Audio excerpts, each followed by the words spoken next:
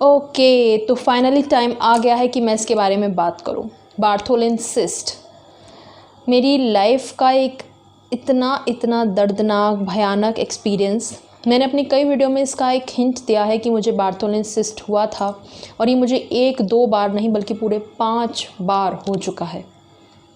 5 बार बहुत बहुत टफ़ है मेरे लिए इवन इसके बारे में सिर्फ बात भी करना। मेरी अंदर से मेरे रोंगटे खड़े हो जाते हैं अगर मैं इसका नाम भी लेती हूँ तो। बट मुझे वीडियो बनाना था, मैंने सोचा था कि वीडियो बनाऊंगी ताकि और लोगों की हेल्प हो सके, मेरा एक्सपीरियंस सुन के उनको पता चल सके कि अगर उनको ये हुआ है तो उन्हें क्या करना है। मेरी एक सब्सक्राइबर जिनका मुझे मेल आया रिसेंटली और मैसेज भी किया, उन्होंने मुझे कमेंट किया एक वीडियो पे, और उन्होंने मुझे बताया कि उनको इस तरह की कुछ प्रॉब्लम हो रही है, कुछ लंप वो नोटिस कर रही हैं, और मुझे लगा कि शायद उनको ये सिस्ट हो सकता है। और मैंने उनसे यही कहा कि मैं अपना एक्सपीरियंस बताने वाली हूँ, आप वो वीडियो देखना और देखना कि आपको यही सेम प्रॉब्लम है या नहीं, हो सकता है आपकी इससे कुछ हेल्प हो जाए। तो इसीलिए फ़ाइनली मैंने डिसाइड किया कि इस पर जल्दी से जल्दी वीडियो आनी चाहिए। तो इसलिए ये वीडियो है सारी लड़कियों के साथ, प्लीज़ ज़रूर शेयर करना, क्योंकि ये बहुत ही ज़्यादा कॉमन प्रॉब्लम है। ये बहुत सारी लड़कियों को हो रही है, बहुत चल रही है, और उनको पता नहीं होता कि उनके साथ क्या हो रहा है, डर जाती हैं, समझ नहीं आता। तो इसीलिए ये वीडियो है, बहुत ज़्यादा हिम्मत करके वीडियो बना रही हूँ। प्लीज़ लाइक ज़रूर करना, शेयर ज़रूर करना सबके साथ में, ठीक है। तो आओ शुरू करते हैं। जैसा कि आपको पता है, my name is Shivani, this is my channel Tanushree and family, और आज का जो टॉपिक है वो है बार्थोलिन सिस्ट। ओके, तो मुझे ये 5 बार हुआ, जैसे मैंने आपको कहा। 5 बार में मेरे इसके साथ क्या एक्सपीरियंस रहे, क्या मैंने फ़ील किया, क्या इसके सिम्टम्स होते हैं, क्या इसका ट्रीटमेंट है, अगर आपको हुआ है तो आपको क्या करना है। पहले तो मेरी जो जर्नी है इन 5 बार की वो बताऊंगी। लास्ट बार जब ये मुझे हुआ था 5वीं बार, वो 2 साल पहले हुआ था, जब मेरी बेटी 1.5 साल की थी, और अब वो 3.5 साल की है, तो ऑलमोस्ट 2 साल हो गए हैं। तब से मुझे ये नहीं हुआ है 2 साल से, थैंक गॉड, और आगे भी ना हो और किसी लड़की को ना हो। मैं यही प्रे करती हूँ कि किसी को ना हो, मगर फिर भी अगर आपको है कोई बात नहीं, मेरी ये वीडियो देखो, हो सकता है आपको थोड़ी हेल्प मिले, ठीक है। तो अच्छा, आपको शुरू से बताती हूँ। पहली बार जब ये मुझे हुआ था, इसका जो बेसिक सा लक्षण है वो ये है कि हमारी जो वजाइना होती है, गर्ल्स की जो प्राइवेट पार्ट होता है, उसके एक साइड पे, या तो लेफ़्ट साइड पे या फिर राइट साइड पे, एक मोटा सा लंप हो जाता है, फोड़ा टाइप का, काफ़ी बड़ा। इतना बड़ा होगा कि ये आपको मतलब वजाइना को पूरा कवर कर देगा, एकदम सूजा सा हो जाता है, जैसे सूजन आ जाती है किसी एरिया पे, ऐसा हो जाता है मोटा सा। और ऐसा नहीं है कि ये थोड़ा सा पहले छोटा होगा, ये धीरे धीरे करके बड़ा होगा। ओवरनाइट ही आप नोटिस करोगे, आप कल तक ठीक थे और आज सुबह ही ये आपको इतना मोटा सा लंप वहाँ पे आ गया। ये इतनी जल्दी होता है। शुरू में इसमें कोई दर्द नहीं होगा, कोई आपको कुछ फील नहीं होगा, बस ये वहाँ पे होगा। तो हम इसे इतना इग्नोर कर देते हैं कि अच्छा ये क्या हो गया है, क्या पता कुछ स्वेलिंग आ गई हो, कुछ आ गई हो, ठीक हो जाएगी। तो हम इसको इतना ज़्यादा नोटिस नहीं करते। मेरे साथ भी यही हुआ। तो मेरे साथ जब ये पहली बार हुआ, मुझे लगा ये क्या हो गया मुझे, और मैं बस इसकी क्लीनिंग वगैरह कर रही थी घर पे नॉर्मली ही, और नॉर्मली इसको जैसे हम किसी भी चीज़ में करते हैं कि ठीक हो जाएगा, यही सोच के थी। अब क्या होता है इसमें कि जब शुरुआत में तो इसमें कुछ प्रॉब्लम नहीं होती, बस ये लंप जैसा रहता है वहाँ पे। धीरे धीरे करके जब आप इसे इग्नोर करना शुरू कर देते हो कि ठीक हो जाएगा, तो इसमें धीरे धीरे करके इन्फेक्शन बढ़ता जाता है। ये इन्फेक्शन जब बढ़ेगा तब आपको बुरा हाल हो जाएगा। इसमें आपको दर्द होगा, जलन होगी, बुरी तरह जलन होगी, इतनी बुरी तरह कि जैसे किसी ने आग लगा दी हो आपकी स्किन में, ऐसे जलेगा वो। ना आपसे बैठा जाएगा, ना आपसे चला जाएगा, ना सोया जाएगा, बहुत बुरी हालत हो जाती है। दर्द होगा, बहुत गंदा एक्सपीरियंस था। तो ऐसा ही होता है। फिर उसके बाद में ऑफ़ कोर्स आप डॉक्टर के पास जाओगे, दिखाओगे। मैंने भी यही किया। मैं पहली बार डॉक्टर के पास गई, मैंने उनको दिखाया। मेरी जो भी क्योंकि मुझे नहीं पता था मेरे साथ ये क्या हो रहा है, किसी को बता भी नहीं सकती थी, बस हस्बैंड को बताया कि ये देखो ये क्या हो रहा है। हस्बैंड और मैं गए, डॉक्टर से मिले, अपने नियर बाई जो भी गायनोलॉजिस्ट थी उनके पास गए और उनको दिखाया। उनको भी नहीं समझ आया इतना, वो बहुत टाइम पहले की बात है ये, तो 5 साल पहले के आसपास की। तो उनको भी इतना नहीं पता था कि ये क्या है, क्यों। उन्होंने बस ये कहा ये सिस्ट है और इस सिस्ट का मतलब ये होता है कि आपकी वजाइना के अंदर पस पड़ गया है, या क्या क्या कहते हैं, लिक्विड टाइप का कुछ भरा जा रहा है मगर वो निकल नहीं पा रहा। इसके बारे में एक्चुअल मुझे चीज़ अब पता चल गई है, ये क्या होता है, क्यों होता है, आगे बताऊंगी। फ़िलहाल अपनी जर्नी शेयर कर रही हूँ कि उस टाइम मेरे साथ क्या हुआ।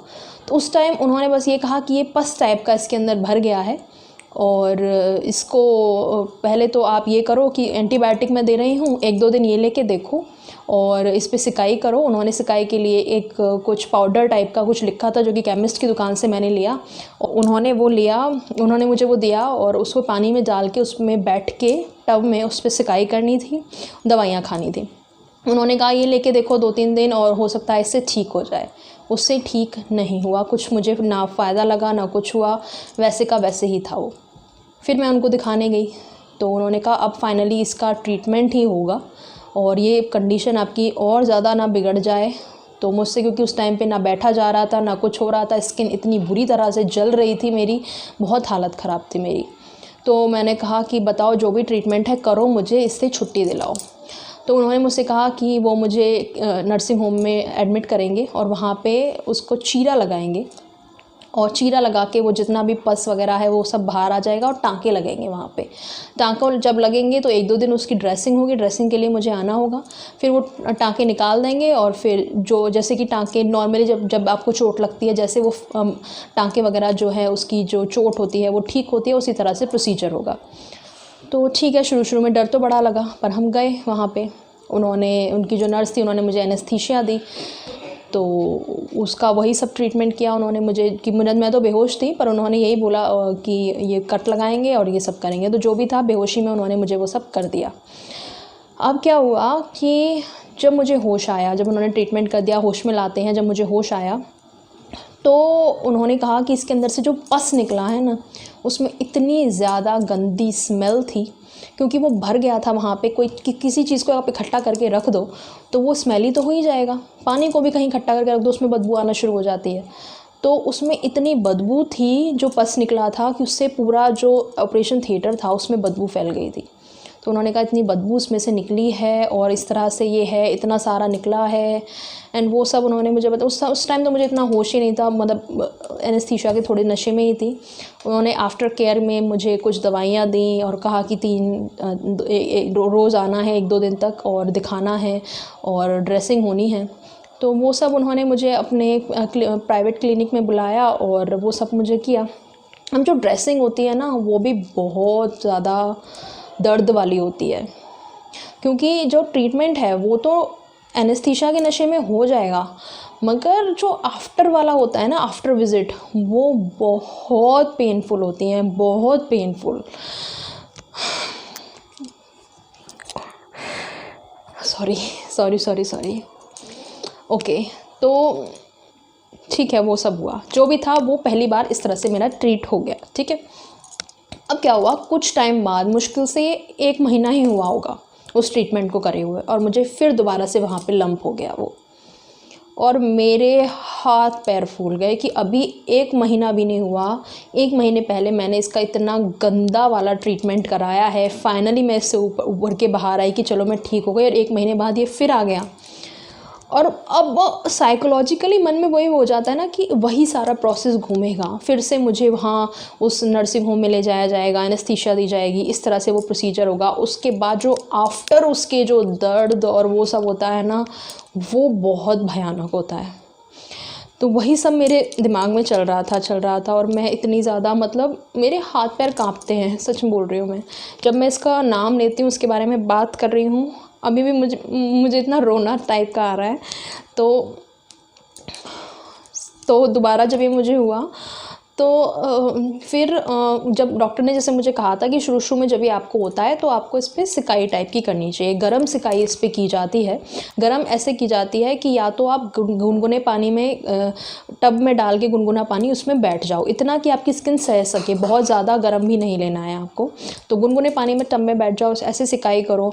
या फिर जैसे प्रेस है और क्लीन साफ़ सुथरे कपड़े ले लेने, आप 2 हैंकी ले सकते हो कॉटन के, और उसमें हल्का सा प्रेस गैस से गर्म करो और उसको कपड़े को लगा के तब सिकाई करो। तो इस तरह से आप सिकाई करो। और डॉक्टर ने, जो मुझे याद है, जो मुझे एंटीबायोटिक्स उन्होंने पहले दी थी, मैंने केमिस्ट से वो लेके वो खाना शुरू किया। तो एंटीबायोटिक्स के साथ में मैंने वो सिकाई करी और आई थिंक 2 दिन ही मैंने ये ट्रीटमेंट किया घर पे ही। और दोबारा वाले टाइम में, दूसरे टाइम में, वो अपने आप ही फूट गया रात को। जब मैं सुबह उठी तो मेरी पैंटी, मेरे कपड़े पूरे ख़राब हो रहे थे उससे, जो उसमें से पस निकला था, और वो अपने आप ही फूट गया था। तो चलो वो इतना दर्दनाक नहीं था कि हाँ, वो 2 दिन जो मैंने वो प्रोसीजर वगैरह किया वो थोड़ा सा प्रॉब्लमेटिक था, क्योंकि जब ये होता है तो जैसा मैंने आपको कहा, उठने बैठने चलने में प्रॉब्लम होती है, जलन होता है वहाँ पे। लेकिन वो अपने आप फूट गया, उसके लिए कोई मुझे प्रोसीजर नहीं करवाना पड़ा, ऑपरेशन वाला टाइप्स। तो वो घर पे फूट गया मेरा दूसरी बार में। अब ये मुझे फिर अगेन 2-3 महीने बाद फिर दोबारा से हो गया। तो ये तीसरी बार था जब ये मुझे हुआ, और उसकी मतलब ये बहुत जल्दी जल्दी हुआ मुझे। तो तीसरी बार भी जब हुआ मुझे, तो अगेन ये बहुत जल्दी से मुझे हो गया, करीब 2-3 महीने बाद। अब फिर मेरी हालत ख़राब हो गई सोच के कि ये फिर मुझे हो गया है। बट उसमें भी मैंने वही ट्रीटमेंट किया अपना घर पे ही, कि उस पर सिकाई करनी शुरू करी और वो सब। तो तीसरी बार भी ये अपने आप ही फूट गया। और मुझे याद है मेरे पीरियड्स आए हुए थे उस टाइम पे, और पीरियड्स के टाइम पे जैसे गर्ल्स पैड्स वगैरह लगाती हैं, तो उसमें ही मेरे पीरियड्स के जो फ़्लो आता है उसके साथ ही ये फूट गया और मेरे पैड पे पूरा था। मैंने अगेन पैड चेंज किया, क्लीनिंग वगैरह करी, तो तीसरी बार भी ये मेरा अपने आप ही फूट गया। ठीक है। अब उसके बाद में मुझे ये काफ़ी टाइम तक नहीं हुआ। शुरू में ये मुझे तीन बार जब हुआ, बहुत जल्दी जल्दी हुआ, पर चौथी बार में ये मुझे काफ़ी टाइम बाद हुआ। और वो मुझे चौथी बार हुआ मेरे प्रेगनेंसी के टाइम पे। और मेरी पूरी प्रेगनेंसी थी, 8वां महीना मेरा चल रहा था। सोचो, मेरा इतना बड़ा पेट था, मेरी अगले महीने डिलीवरी है और मुझे ये सिस्ट हो गया और मेरी हालत ख़राब हो गई। अब मैं क्या करूँगी? मेरा पेट में मेरा बच्चा है, पूरा बन चुका है, अगले महीने मेरी डिलीवरी है और मुझे सिस्ट हो गया। और तब मैं अपने जो डॉक्टर को जैसे दिखाती थी प्रेगनेंसी के टाइम पे, जो मेरी डॉक्टर थी, हमारी फैमिली डॉक्टर, वो काफ़ी एजिड हैं और उन्होंने ही मेरी डिलीवरी करी है। हमारे फैमिली में बहुत सारी डिलीवरी उन्होंने करी हैं। तो मैं उनके पास गई, मैंने उनको दिखाया, उन्होंने देखते ही पहचान लिया और क्या, उन्होंने कहा ये तो बार्थोलिन सिस्ट है। तो मैंने कहा हाँ, ये मुझे पहले भी हो चुका है। मैंने उनको अपनी पूरी हिस्ट्री वगैरह बताई। तो उन्होंने कहा कि उन्होंने चेक किया और उन्होंने कहा कि ये पूरा बन चुका है और इस स्टेज में आप थोड़ा दिन, 1-2 दिन, उन्होंने कहा कि इसको घर पे सिकाई वगैरह करके देखो। अगर ये नहीं होता है विदिन 2 दिन, तीसरे दिन आके आपको 2 दिन में, 1 दिन ही कहा था कि हाँ, कि आज इसको आप करके देखो सिकाई, कल तक ये नहीं फूटता है। कल दोपहर का ही उन्होंने मुझे दिया था अपना अपॉइंटमेंट कि आप आओ और इसको हम सर्जिकली ट्रीट करेंगे। सर्जिकली ट्रीटमेंट अगेन वही है कि कट लगेगा, जितना भी अंदर पस भरा हुआ है वो बाहर निकलेगा और वहाँ पे टाँके लगाए जाएंगे। लेकिन डॉक्टर ने, उन्होंने मुझे ये कहा कि इसे प्रोसीजर को करना बहुत ज़्यादा ज़रूरी इसलिए भी है, हम रुक नहीं सकते क्योंकि प्रेगनेंसी है और ये इन्फेक्शन जो है वो अंदर बेबी तक ना चला जाए तो प्रॉब्लम हो जाएगी। तो जल्दी से जल्दी ये हमें करना है, हमें कल ही करना पड़ेगा ये। और वही सब फिर हुआ, ये अपने आप नहीं फूटा उस दिन। अगले दिन मुझे जाना पड़ा। दोपहर की मेरी हालत फिर ख़राब थी वो सब सोच के। एक और इन्होंने, डॉक्टर ने एक और चीज़ नहीं बताई। उन्होंने कहा कि पिछली बार जो ट्रीटमेंट हुआ था उसमें डॉक्टर ने तुम्हारी जो टाँके लगाए थे, इस बार हम टाँके नहीं लगाएंगे। टाँके लगा देंगे तो वो जो जगह है वो फिर से सील हो जाएगी और फिर से वहाँ पे चीज़ें दोबारा भरनी शुरू हो जाएंगी, वो पस टाइप का। तो हम इसे ओपन छोड़ेंगे, खुला छोड़ेंगे। तो अब डॉक्टर की भाषा तो डॉक्टर को ही पता है, हमें इतना पता नहीं था। मुझे तो बस ये था कि मुझे इससे छुटकारा दिलवाओ बस।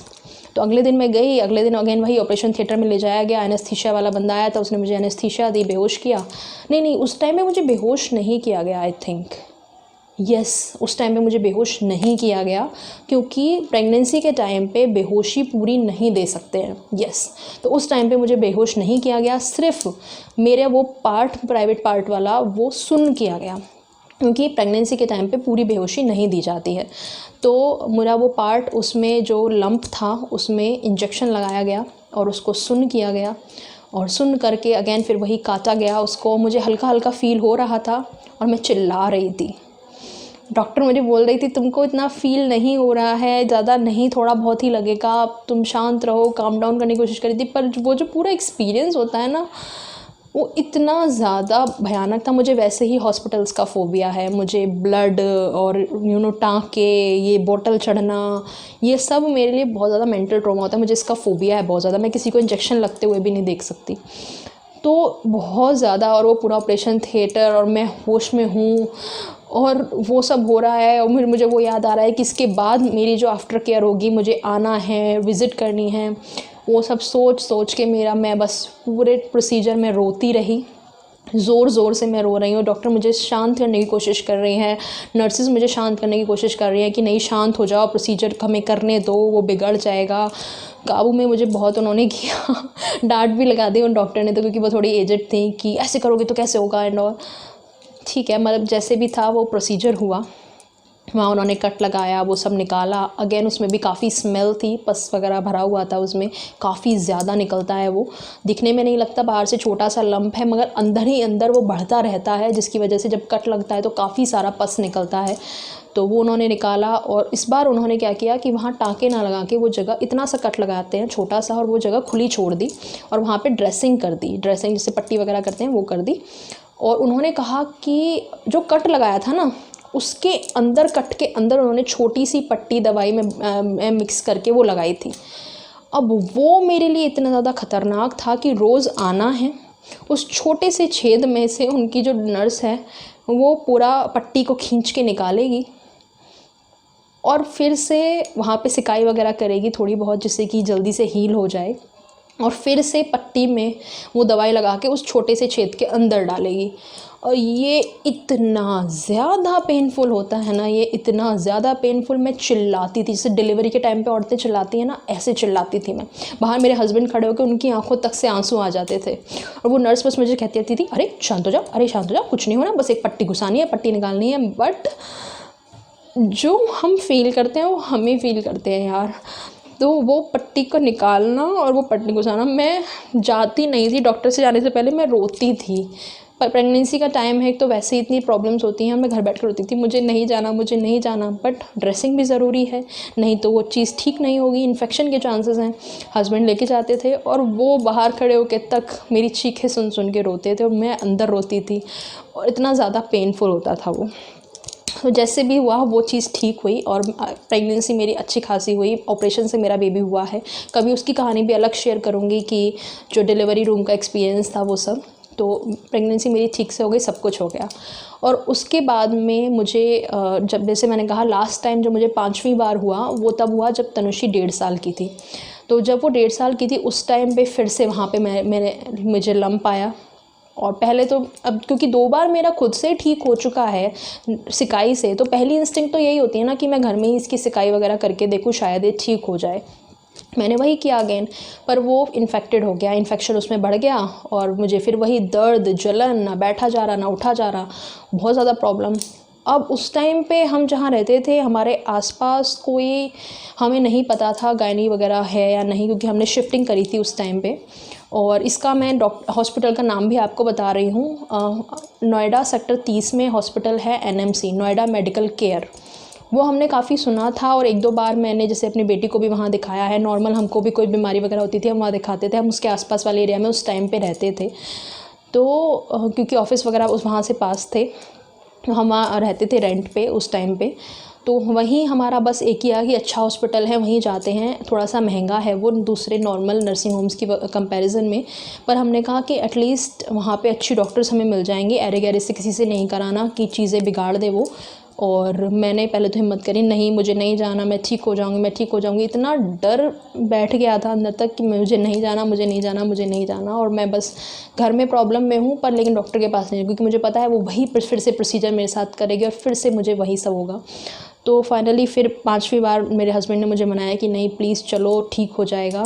और वो मुझे वहाँ लेके गए, और थैंक गॉड वहाँ की जो गायनोलॉजिस्ट हैं वो बहुत अच्छी हैं, बहुत एक्सपीरियंस हैं।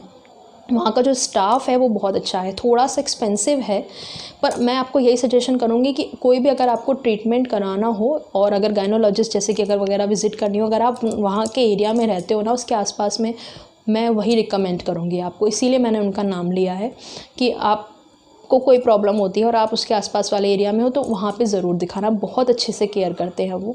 और अब मुझे 2 साल हो चुकी हैं, मुझे कोई प्रॉब्लम नहीं हुई है। तो क्या हुआ कि मैं जब वहाँ गई, उन्होंने भी अगेन देखते पहचान लिया, तो बार्थोलिन सिस्ट है। मैंने जबकि कुछ नहीं बताया था उन्हें, मैंने बस नॉर्मली दिखाया कि ये देखो मुझे क्या हो गया। उन्होंने पहचान लिया ये बार्थोलिन सिस्ट है, और उन्होंने कहा इसके पिछले कुछ दिनों में उनके पास बहुत केसेस आए हैं, बहुत सारी फीमेल्स को ये हो रहा है। और उन्होंने मुझे बहुत अच्छे से एक्सप्लेन करके ये चीज़ें बताई कि ये क्यों होता है, क्या इसका रीज़न है। इससे पहले वाले मेरी 2 बार जो प्रोसीजर हुआ था, उन डॉक्टर्स ने मुझे कुछ ज़्यादा एक्सप्लेन नहीं किया। उन्होंने बस ये कहा ये सिस्ट है, इसको काटना पड़ेगा, बस ट्रीटमेंट हुआ। पर उन्होंने मुझे बहुत अच्छे से एक्सप्लेन करके बताया ये क्या है, क्यों होता है, सब कुछ। तो अब मैं आपको बता रही हूँ कि ये क्या होता है, क्यों होता है। देखो, जो हमारी फीमेल्स की वजाइना होती है, वहाँ पे मैंने आपको पुराने वीडियोस में भी बताया है, एक नेचुरल लुब्रिकेशन बनता है जो कि हेल्प करता है हमारी सेक्सुअल इंटरकोर्स के टाइम पे। अब क्या होता है कि जब हम गर्ल्स होती हैं, जब सेक्सुअली अराउज होती हैं, तो वहाँ पे नॉर्मली ही इस तरह का क्या बोलूँ इसको, लुब्रिकेशन, नॉर्मली ही लुब्रिकेशन जो है वो बनता है। अब कुछ गर्ल्स का ये लुब्रिकेशन जो है वो पूरी तरह से बाहर नहीं आ पाता, और वो वेजाइना के साइड में ना, लेफ़्ट एंड राइट दोनों साइड में 2 ग्लैंड होते हैं जो कि ये प्रोड्यूस करते हैं ये लुब्रिकेशन। अब वो जो लुब्रिकेशन है वो बाहर नहीं आ पाता और इन ग्लैंड में ही इकट्ठा होता रहता है। अब ये बाहर नहीं आ रहा लुब्रिकेशन, और नॉर्मली वहाँ पे इकट्ठा होता रहेगा किसी एक ग्लैंड में, तो इसकी वजह से वो बड़ा फूलता जाता है। अब ये जब फूल जाएगा ग्लैंड, तो वही ये सिस्ट बन जाता है जिसमें कि पस टाइप का भर जाएगा और भरा रहेगा। तो यही होता है बार्थोलिन सिस्ट। इसका कोई परमानेंट इलाज नहीं है, इसमें का कोई रीज़न नहीं है कि ये किसको होगा किसको नहीं होगा, कि नेचुरली ही हमारी ह्यूमन बॉडी का एक फॉल्ट है कि वो पूरी तरह से निकल नहीं पा रहा और वहाँ भरे जा रहा है। ये किसी को भी हो सकता है, किसी भी एज में हो सकता है। नॉर्मली ये शादी के बाद ज़्यादा होता है, बिकॉज़ गर्ल्स जो हैं वो शादी के तुरंत बाद सेक्सुअली ज़्यादा एक्टिव होना शुरू हो जाती हैं, और तब उनको ये प्रॉब्लम ज़्यादा होती है। तो जब भी आपको क्या करना है वो बता देती हूँ। फ़िलहाल पहले ये फिनिश कर देती हूँ कि 5th बार जो है तो उन्होंने उस टाइम पे क्या किया। 5th टाइम पे उन्होंने अगेन कहा कि इन्फेक्टेड हो चुका है। अगेन मुझे दर्द, जलन वगैरह वो सब वहाँ हो रही थी। इन्फेक्शन जब उसमें बढ़ जाता है तब और कोई सॉल्यूशन नहीं होता, इस सर्जरी को ही करना पड़ता है। उन्होंने भी अगेन वही कहा, सर्जरी होगी, ये होगा, वो होगा, पूरा वही प्रोसीजर। और सुनते ही मेरे आँखों से आंसू बहने लगे बस, क्योंकि वही सब मुझे याद आ गया ट्रीटमेंट। पर ये डॉक्टर ने थोड़ा सा इस तरह से, लेकिन मुझे मेंटली मुझे इस तरह से गाइड किया, इस तरह से उन्होंने मेरी काउंसलिंग करी कि मुझे कहीं ना कहीं यकीन था कि इस बार सब कुछ ठीक होगा। वो डॉक्टर बहुत अच्छी हैं, उनका नाम मुझे याद नहीं आ रहा, NMC में बैठती हैं, नोएडा में, सेक्टर 30 में। तो उन्होंने मुझे एक्सप्लेन किया। अगले दिन मुझे उन्होंने डेट दी, एंटीबायोटिक्स उन्होंने मुझसे कहा कि आज से ही खाना शुरू करो ताकि बॉडी जो है वो प्रिपेयर रहे। एंटीबायोटिक्स उन्होंने दी, मैंने खाना शुरू किया। फैमिली से मैंने अपनी सासू माँ को बुलाया अपने पास। उस टाइम पे हम अकेले रहते थे, हस्बैंड वाइफ और मेरी बेटी। हमने उन्हें बुलाया ताकि घर पे मेरी बेटी को संभालने के लिए कोई रहे, और क्योंकि वो उस टाइम पे ब्रेस्ट फीड भी करती थी, तो उसके लिए भी टफ़ था कि क्योंकि जब हम एंटीबायोटिक्स पे होते हैं तब हम ब्रेस्ट फीड नहीं करा सकते बच्चे को। तो हमने वो चीज़ भी डॉक्टर से डिस्कस करी। उन्होंने कहा मैं ऐसी मेडिसिन दे रही हूँ जिससे कि बच्चे को आप ब्रेस्ट फीड भी करा सकते हो। बहुत कोऑपरेटिव थी वो। उन्होंने फिर मुझे प्रोसीजर के लिए ले गए, और वहाँ पे जिस तरह से मेरा प्रोसीजर हुआ है, जिस तरह से पूरा ट्रीटमेंट मुझे दिया गया है, आफ्टर केयर उन्होंने मुझे जिस तरह से दी वो बेस्ट थी। और 5th टाइम पे उन्होंने जिस तरह से मुझे पूरा प्रोसीजर किया, मेरे साथ जो ट्रीटमेंट दिया, जो आफ्टर केयर की, उसमें मुझे इतना ज़्यादा फ़ील नहीं हुआ। बहुत अच्छे से मेरा ट्रीटमेंट हुआ। अगेन वही था। अब उन्होंने लेकिन इस बार ये कहा कि हम वहाँ पे इस तरह का कट लगाएंगे कि फ्यूचर में यहाँ पे जो इकट्ठा हो रहा है वो नहीं होगा लुब्रिकेशन, वो अपने आप ही निकलता रहेगा। अब उन्होंने एग्जैक्टली मेडिकल टर्म्स में किस तरह से वो किया वो तो वही जाने, वो डॉक्टर एक्सपर्ट हैं। मुझे इतना नहीं पता कि उन्होंने किस तरह से वो ऑपरेशन में इस तरह से किया, मगर उन्होंने अब ये कर दिया है कि मुझे 2 साल में अब तक नहीं हुआ है। और उन्होंने मुझे यही सजेशन दिया कि आगे जब भी ये होता है, किसी को भी हो, चाहे आपको हो या किसी को भी हो, तो सबसे पहले जब आपको ये लंप दिखे ना, उसी टाइम पे आपको डॉक्टर के पास जाना है, क्योंकि शुरुआत में ये दवाइयों से क्योर हो सकता है। जैसे मैंने आपको कहा, एंटीबायोटिक्स अगर वो आपको देंगी, 2-3 दिन उन एंटीबायोटिक्स पे रखेंगे और आपको बताएंगे आपको सिकाई वगैरह कैसे करनी है, तो ये अपने आप ही फूट सकता है। मगर अगर आप घर पे ही इसको बैठे रहोगे और सोचते रहोगे कि नहीं ठीक हो जाएगा, ठीक हो जाएगा, तो इसमें इन्फेक्शन होना शुरू हो जाता है। बहुत ईजीली इसमें इन्फेक्शन हो जाता है। सेक्सुअल इंटरकोर्स आपको नहीं करना बिल्कुल भी इस टाइम पे, और प्रॉब्लम बढ़ जाएगी। तो इस बिल्कुल ध्यान रखना कि जैसे ही हो डॉक्टर के पास चले जाओ। और मैं यही आपको सजेशन दूंगी कि अच्छे डॉक्टर के पास जाना। थोड़े से हो सकता है पैसे वहाँ ज़्यादा लगें, पर आपकी केयर इस तरह से अच्छी हो जाएगी कि दोबारा शायद ये आपको ना हो। तो शुरुआत में ही चले जाओ डॉक्टर के पास, वेट मत करो। वेट करोगे तो बड़ी सर्जरी वाले प्रोसेस से आपको गुजरना पड़ेगा, जो कि बहुत बहुत दर्दनाक है। सर्जरी आपकी इजीली हो जाएगी बेहोश करके, मगर उसके बाद जो 2-3-4 दिन आप दर्द से गुजरोगे ना, वो मैं जानती हूँ। आज भी मेरे अंदर तक मैं हिल जाती हूँ उसको याद करके। तो प्लीज़, अगर आपको ये हुआ है, अगर आपको लंप नोटिस कर रहे हो आप, ये बस आपकी वजाइना के साइड में, लेफ़्ट या राइट साइड में कुछ फोड़े टाइप का आपको लगेगा, रातों रात ये हो जाता है। और जब भी आपको ये लगे, बस डॉक्टर के पास जाओ, उनको दिखाओ और इसे ट्रीट कराओ बस। इसका कोई घरेलू उपाय नहीं बता सकती मैं, कोई दवाई नहीं बता सकती मैं अपनी तरफ से। मैं आपको यही बोलूँगी, जाओ डॉक्टर को दिखाओ और वही आपको सही गाइड करेंगे कि आपका ये किस स्टेज पे है। क्या इसमें इन्फेक्शन हो चुका है, तो क्या इसे ट्रीटमेंट की ज़रूरत है, सर्जरी की ज़रूरत है। अगर इसको दवाइयों से ठीक किया जा सकता है तो वो क्या है, वही आपको बताएंगी। मैंने बस ये शेयर आपके साथ इसलिए किया है कि लोगों को पता नहीं चल पाता कि ये क्या हुआ है। मुझे, बहुत से लोगों को लगता है, मुझे भी शुरू में लगा था कि ये क्या हो गया, क्या कैंसर वैंसर हो गया क्या, क्योंकि कैंसर में ही इस तरह की गांठें होती हैं, तो क्या हो गया है, क्या नहीं। तो मैंने बस आपको इसलिए गाइड किया है कि ये क्या होता है, क्यों होता है, क्या इसका ट्रीटमेंट है। दोनों चीज़ें मैंने आपको बता दी कि शुरुआत में अगर आप जाओगे तो क्या ट्रीटमेंट होगा, और अगर ये पूरा इन्फेक्टेड हो चुका होगा तो क्या ट्रीटमेंट होगा। तो ठीक है, तो बिल्कुल भी वेट मत करो और प्लीज़ जाओ डॉक्टर को विज़िट करो। और I hope, I really pray for you कि ये आपके लिए इतना दर्दनाक ना हो जितना मेरे लिए हुआ। इजीली आपका ट्रीटमेंट हो जाए और कभी कभी कभी भी ये वापस आपको ना हो, कभी भी ये किसी लड़की को ना हो, इतने दर्द से आपको गुजरना पड़े। सो इसी बेस्ट विशेज़ के साथ में ये मैं वीडियो ख़त्म कर रही हूँ। और अगर थोड़ा सा भी आप केयर करते हो ना किसी की भी, किसी भी आपकी फ्रेंड की, किसी भी आपके जानने वाले की, कोई सिस्टर आपकी जो भी हो, सभी लड़कियों के साथ प्लीज़ शेयर ज़रूर करना। ऐसा ना हो कि उनको पता ना हो उनके साथ क्या हो रहा है और वो इसको इग्नोर कर दें और मेरी तरह से, और जैसे उनको गाइडेंस ना हो तो ये बढ़ता जाए और उस स्टेज पे वो आ जाए कि एक दर्दनाक प्रोसीजर से उनको गुजरना पड़े। प्लीज़ ज़रूर शेयर करना इसे सबके साथ में। तो वीडियो पसंद आ गई हो, कुछ समझ में आया हो, कुछ रिलेट कर पाए हो मेरे साथ, लाइक कर देना, कमेंट करना मुझे, मेरे चैनल को सब्सक्राइब कर लेना अगर पहली बार मेरे चैनल पे हो तो। और बने रहो मेरे साथ, अपना ध्यान रखो, खुश रहो, हंसते रहो, मस्त रहो। I am really very sorry कि ये वीडियो इतना ज़्यादा सीरियस है, थोड़ा सा क्या करूँ मैं, है तो है। नेक्स्ट टाइम से कोशिश करूँगी कि और अच्छे ही टॉपिक लाऊँ, खुशी खुशी आपको बताऊँ चीज़ें। सो बस, bye bye, take care, bye bye.